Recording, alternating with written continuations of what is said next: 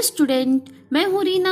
आप देख रहे हैं रीना एकेडमी चैनल। आप सभी का मेरे चैनल पर स्वागत है। मैं अपने आज के सेशन में आपके लिए लाई हूँ कक्षा 10 एनसीईआरटी हिंदी पाठ्य पुस्तक क्षितिज भाग 2 का पाठ नंबर 1 यानी काव्य खंड से सूरदास जी के पद।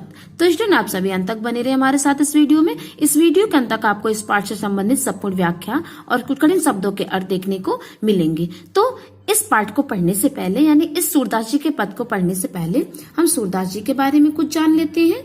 तो स्टूडेंट, सूरदास जी का जन्म 1478 में हुआ था। एक मान्यता के अनुसार इनका जन्म मथुरा के निकट रुनकता या रेणुका क्षेत्र में हुआ था। दूसरी मान्यता के अनुसार इनका जन्म स्थान दिल्ली के पास सी ही माना जाता है, अर्थात इनके जन्म स्थान में पे मतभेद है, कोई जो प्रमाणिक साक्ष्य में नहीं मिलता है। महाप्रभु वल्लभाचार्य के शिष्य सूरदास अष्टछाप के कवियों में सर्वाधिक प्रसिद्ध है। वह मथुरा और वृंदावन के बीच गौ घाट में रहते थे और श्रीनाथ जी के मंदिर में भजन कीर्तन करते थे। सन 1583 में पारसौली में इनका निधन हुआ यानी इनकी मृत्यु हुई। इन्होंने 3 ग्रंथों की रचना की थी, सूरसागर, साहित्य लहरी और सूरसारावली। सूरदास को वात्सल्य और श्रृंगार रस का जो है श्रेष्ठ कवि माना जाता है, यानी इनकी रचनाओं में वात्सल्य और श्रृंगार रस की बहुलता हमें देखने को मिलती है।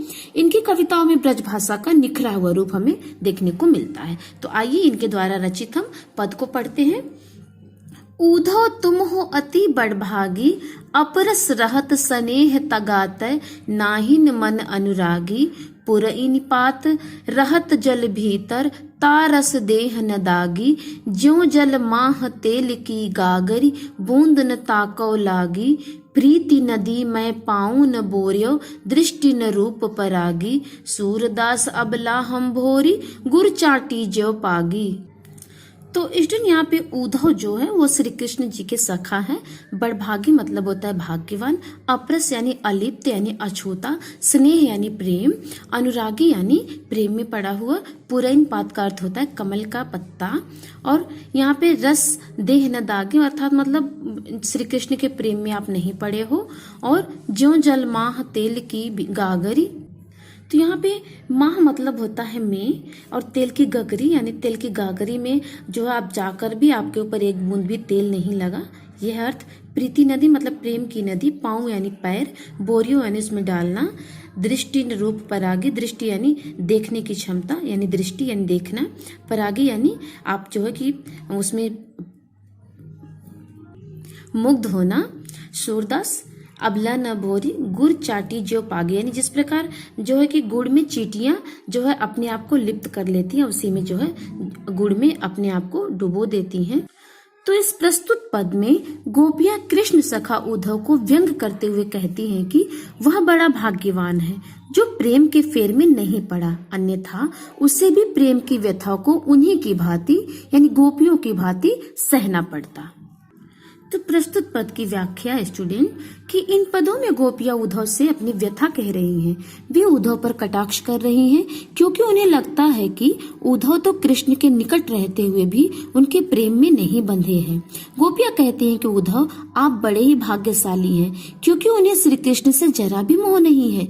उद्धव के मन में किसी भी प्रकार का बंधन या अनुराग नहीं है, बल्कि वे तो कृष्ण के प्रेम रस से जैसे अछूते हैं। वे उस कमल के पत्ते की तरह हैं जो जल के भीतर रहकर भी गीला नहीं होता है। जैसे तेल से चुपड़े हुए गागर पर पानी की एक भी बूंद नहीं ठहरती, उद्धव पर कृष्ण के प्रेम का कोई असर नहीं हुआ है। उद्धव तो प्रेम की नदी के पास होकर भी उसमें डुबकी नहीं लगाते हैं और उनका मन पराग को देखकर भी मोहित नहीं होता है। गोपियां कहती हैं कि वे तो अबला और भोली हैं, वे तो कृष्ण के प्रेम में इस तरह से लिपट गई हैं जैसे गुड़ में चींटियां लिपट जाती हैं। तो स्टूडेंट, ये है इस पहले पद की व्याख्या। अब दूसरा पद है, अब नेक्स्ट है इसमें, मन की मन ही मांझ रही, कहिए जाई कौन पै ऊधो, ना ही परत कही, अवधि आधार आस आवन की, तन मन विधा सही, अब इन जोग संदेश हनि सुनि सुनि बिरहिनि बिरह दही, चाहती हुती गुराही जितही तय, ऊतय धार बही, सूरदास अब धीर धरही, क्यों मर जादा न लही। तो यहाँ पे मांझ रही मतलब सोच रही, कहिए जाई कौन पे उधो ना ही परत कही। तो यहाँ पे अवधि मतलब होता है समय, आधार मतलब आधार, आमन का अर्थ होता है आगमन, और विधा का अर्थ होता है व्यथा, और विरहीन का अर्थ होता है वियोग में जीने वाली स्त्री। और विरह दही का अर्थ होता है विरह की आग में जल रही। चाहती होती मतलब चाह रही थी। गुहारी का अर्थ होता है रक्षा के लिए पुकारना। जितही तय का अर्थ होता है जहां से। उत का अर्थ होता है उधर या फिर वहां। धार का अर्थ होता है योग की प्रबलता या फिर योग की प्रबल धारा। धीर का अर्थ होता है धैर्य। मर्यादा का अर्थ होता है मर्यादा या फिर प्रतिष्ठा। न लही का अर्थ होता है नहीं रही।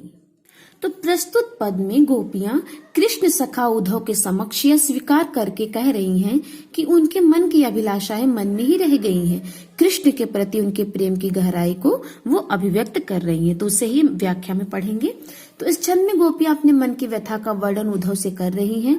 वे कहती हैं कि वे अपने मन का दर्द व्यक्त करना चाहती हैं, लेकिन किसी के सामने कह नहीं पाती, बल्कि उसे मन में ही दबाने की कोशिश करती हैं। पहले तो कृष्ण के आने के इंतजार में उन्होंने अपना दर्द सहा था, लेकिन अब कृष्ण के स्थान पर जब उद्धव आए हैं तो वे अपने मन की व्यथा में किसी योगिनी की तरह जल रही हैं।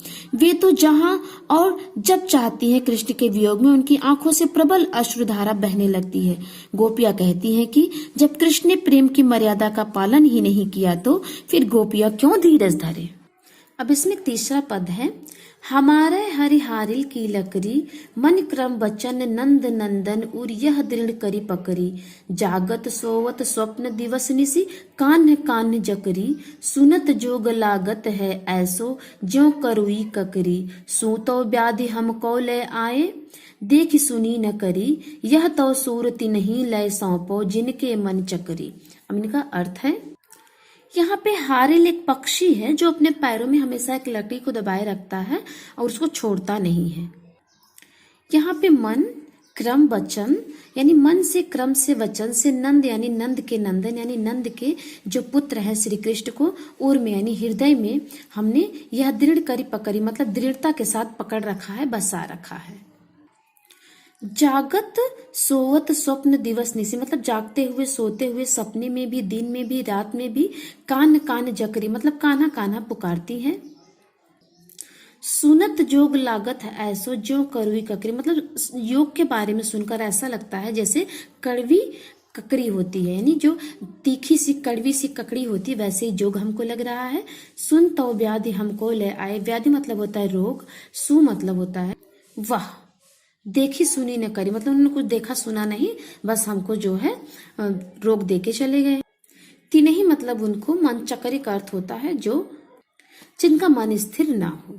अब इसकी व्याख्या है, गोपियां इस पद में कृष्ण के प्रति अपने एकनिष्ठ प्रेम की तुलना हारिल पक्षी के लकड़ी प्रेम से करते हुए उद्धव से अपने योग संदेश को वापस ले जाने के लिए कहती हैं। अब इसकी व्याख्या है, गोपियां कहती हैं कि उनके लिए कृष्ण तो हारिल चिड़िया की लकड़ी के समान हो गए हैं। जैसे हारिल चिड़िया किसी लकड़ी को सदैव पकड़े ही रहता है, उसी तरह उन्होंने नंद के नंदन को अपने हृदय से लगाकर पकड़ा हुआ है। वे जागते और सोते हुए सपने में भी दिन रात केवल कान्हा कान्हा पुकारती रहती हैं। जब भी वे कोई अन्य बात सुनती हैं तो वह बात उन्हें किसी कड़वी ककड़ी की तरह लगती है, अर्थात उद्धव द्वारा जो योग की बातें उन्हें बताई जा रही है बिल्कुल कड़वी ककड़ी की तरह लग रही हैं। कृष्ण तो उनकी सुध लेने कभी नहीं आए, बल्कि उन्हें प्रेम का रोग लगा के चले गए। वे कहती है कि उद्धव अपने संदेश उन्हें दे जिनका मन कभी स्थिर नहीं रहता है। गोपियों का मन तो कृष्ण के प्रेम में हमेशा से अचल है, हमेशा से स्थिर है और हमेशा से लगा हुआ है। अब नेक्स्ट है, हरि है राजनीति पढ़ी आए, समुझी बात कहत मधुकर के, समाचार सब पाए। इक अति चतुर हुतय पहिले ही, अब गुरु ग्रंथ पढ़ाए। बड़ी बुद्धि जानी जो उनकी, जोग संदेश पठाए। उद्धव भले लोग आगे के, परहित डोलत धाये। अब अपने मन फेर पाई है, चलत जुहुते चुराए। तय क्यों अनिति करे आपुंजे, और अनिति छुड़ाए। राज धर्म तो यह सूरजो, प्रजा न जाहि सताए। तो यहाँ पे मधुकर जो है, मधुकर यहाँ पे उद्धव को कहा है गोपियों ने, और मधुकर जो है भौरे को कहते हैं। अब इसमें आगे है, अति चतुर हुतय पहिले, ते चतुर मतलब बहुत ही चालाक, हुतय मतलब थे, पहिले यानी पहले से ही, गुरु ग्रंथ यानी गुरु ग्रंथ को पढ़े हुए हैं, बुद्धि जानी को उनकी जोग संदेश पठाए, मतलब बुद्धि जानी मतलब हमारी बुद्धि को जान करके भी उन्होंने हमको योग का पाठ पढ़ाने के लिए भेजा है। अर्थात उन्हें तो पता है कि हम आपके प्रेम में पगे हुए हैं, फिर उन्होंने योग का संदेश क्यों भिजवाया है। डोलत धाय मतलब घूमते फिरते हैं, और हुते चुराए मतलब हमारे जो हित को है उन्होंने चुरा लिया है, उसको छिपा लिया है। अनिति मतलब हमारे ऊपर अन्याय न करे, और अनिति छुड़ाई, इस अनिति को छुड़ा दीजिए। अब आगे इसमें है, इस पद में गोपियां उद्धव के माध्यम से श्री कृष्ण के योग संदेश को सुनकर भगवान श्री कृष्ण को राजनीतिज्ञ होने का उलाहना देते हुए अब उन पर और अन्याय न करके राजधर्म निभाने का सलाह दे रही हैं। तो अब आगे इसकी व्याख्या है। गोपियां कहती हैं कि श्री कृष्ण तो किसी राजनीतिज्ञ की तरह हो गए हैं, स्वयं न आकर उद्धव को भेज दिया है ताकि यहाँ बैठे बैठे ही गोपियों का सारा हाल जान जाएं। एक तो वे पहले से ही चतुर थे, और अब तो लगता है कि गुरु ग्रंथ पढ़ लिया है। कृष्ण ने बहुत अधिक बुद्धि लगाकर गोपियों के लिए प्रेम का संदेश भेजा है। इससे गोपियों का मन और भी फिर गया है और वह डोलने लगा है। गोपियों को लगता है कि अब उन्हें कृष्ण ने अपना मन फेर लेना चाहिए, यानी श्री कृष्ण से अपना मन हटा लेना चाहिए, क्योंकि कृष्ण अब उनसे मिलना ही नहीं चाहते हैं।